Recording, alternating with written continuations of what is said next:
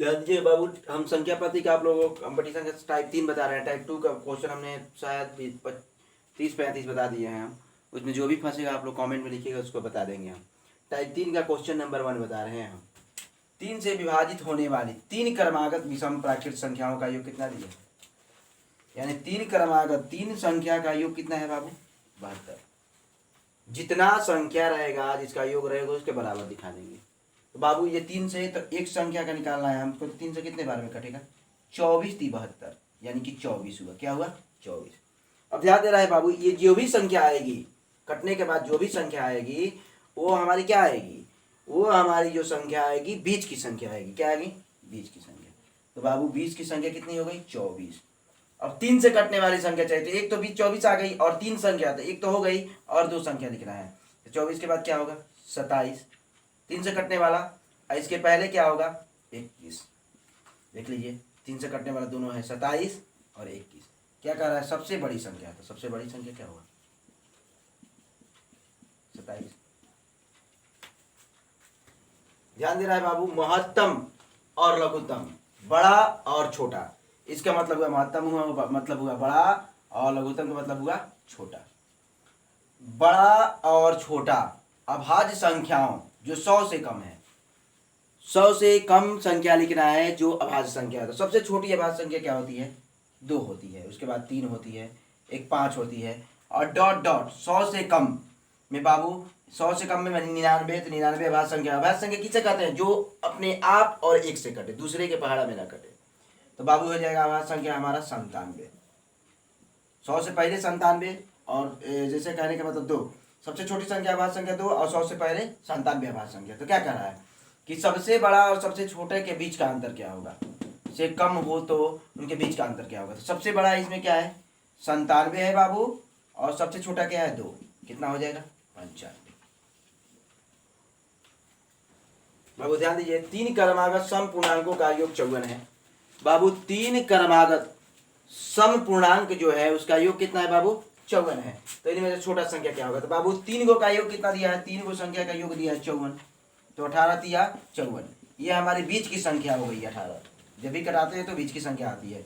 सम संख्या कह रहा है तो बीच की संख्या हुई तो एक तरफ इसके बाद वाला, एक इसके पहले वाला। तो इसके बाद वाला क्या होगा? 20 सम संख्या, इसके पहले वाला क्या होगा? 16। क्या कह रहा है? सबसे छोटा, सबसे छोटा पूर्णांक कितना होगा बाबू? 16। ध्यान दीजिए बाबू, यदि 3 क्रमिक संख्याओं का गुणनफल, 3 को संख्या का गुणनफल कितना है बाबू? 210 है। तो 2 छोटी संख्याओं का योग क्या होगा? तो पहले ध्यान से देखिए बाबू, 210 को हम पहले तोड़ देंगे। गुणनफल वाला जब भी दिया रहेगा तो उसे पहले गुणनखंड विधि से तोड़ देते हैं। 2 से कटाएंगे 105, फिर हम इसे किस संख्या से कटाएंगे? एक ही बार हम कटा देते 3 से, 3 के 9, 3 5 15। फिर कटाएंगे बाबू कितने से? कटाएंगे 5 7, तो 5 7 कितना हुआ? 35 हुआ। अब ध्यान दे रहा है 3 अंक ही बनाना है, तो एक 7 हो गया, एक 5 हो गया। इसे क्या कर देंगे हम? 3 दूनी 6। एक संख्या 6 हो गई, एक संख्या 5 हो गई, एक 7 हो गई। 3 संख्या करना है, तीनों का गुणनफल देख लीजिए, गुणा। हम इसी को गुणा क्यों किए?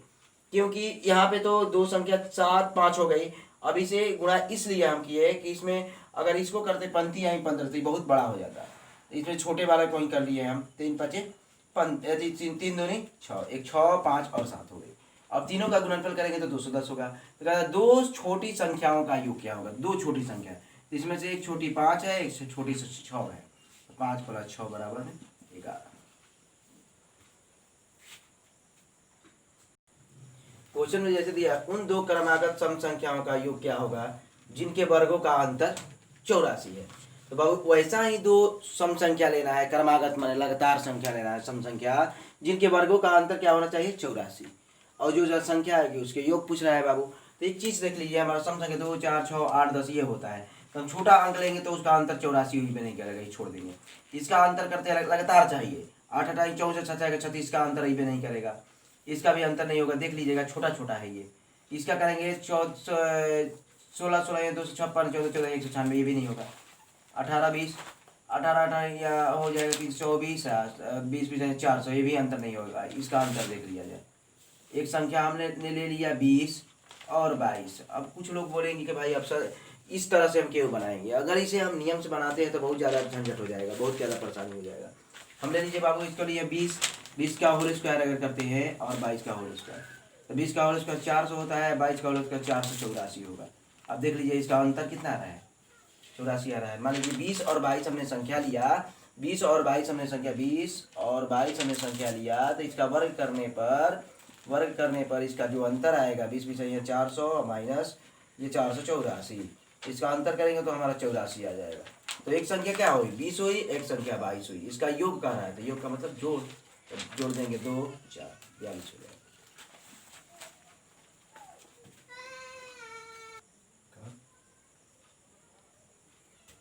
देख लीजिए बाबू, यदि 5 क्रमिक पूर्णांकों का योग 5 है, तो 5 क्रमिक पूर्णांकों का योग एस है, सॉरी एस, तो हमने एस लिख दिया। तो बाबू बीच की संख्या निकालने के लिए क्या करते हैं हम, जो भी संख्या दे रहा है, जितना भी संख्या जो इतनी संख्या का योग दिया रहता है उस संख्या से हम भाग देते हैं, तो इस बटे में 5 हो गया, तो ये हमारी बीच की संख्या आ गई।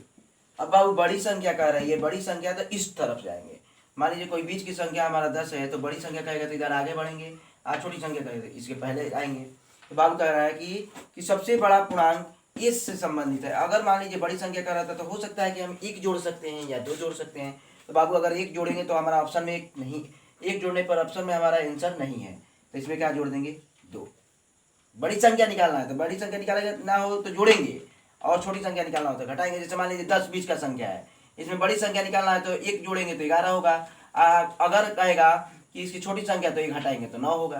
तो बाबू इसमें 1 अगर जोड़ेंगे हम तो ऑप्शन में हमारा नहीं होगा, तो क्या करेंगे 2 जोड़ेंगे, ऑप्शन क्या होगा बाबू 5, 5 से 5 खत्म, एस प्लस 5 दूनी 10, हमारा आंसर क्या होगा एस प्लस 10 बटे में 5। देख लीजिएगा ऑप्शन में हम अगर 1 जोड़ते हैं तो हमारा ऑप्शन में आंसर नहीं था, ऑप्शन देख लीजिएगा आप लोग, इसी वजह से हमने 2 जोड़ा। ध्यान से देखना है बाबू, ऐसी 3 क्रमिक संख्याएं ज्ञात करें। 3 क्रमिक संख्या बाबू हमने मान लिया, इसे मान के नहीं अच्छे रहेगा बनाने में। 3 क्रमिक संख्या हमने क्या माना बाबू, एक x मान लेंगे, क्रमिक मतलब लगातार होगा, तो एक क्या मानेंगे x प्लस 1 और x प्लस 2, 3 को हम 3 संख्या मान लीजिए x, पहली संख्या x, दूसरी क्या होगा x प्लस 1 और तीसरी क्या होगा x प्लस 2।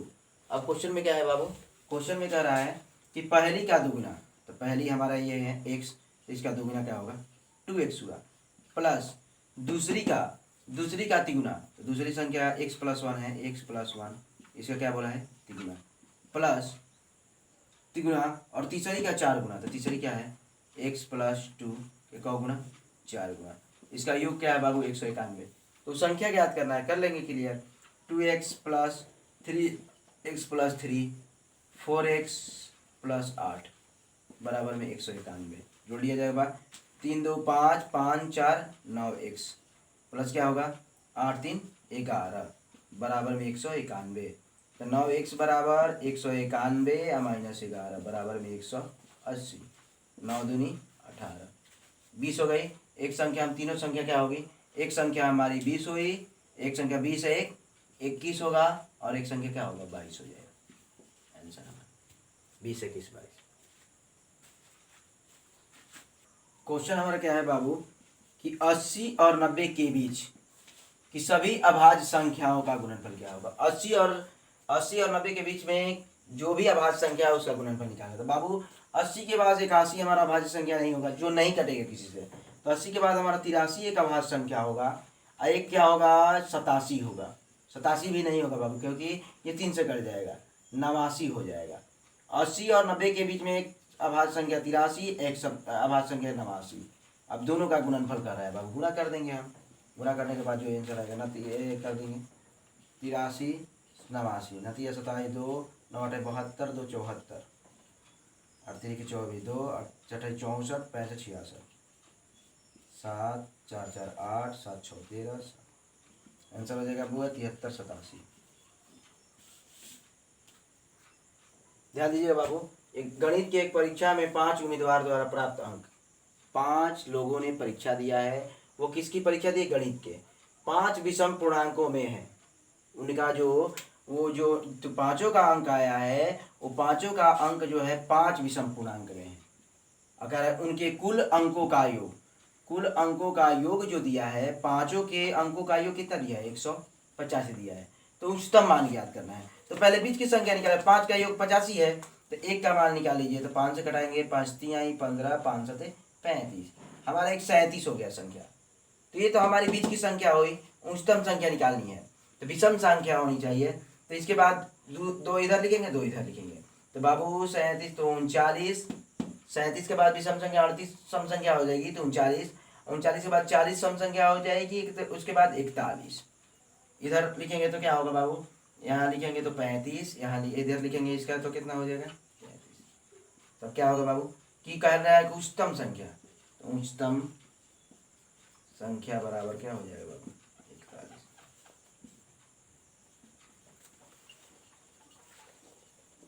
यहाँ उच्चतम संख्या 41 हो जाएगा और न्यूनतम संख्या पूछेगा तो 33।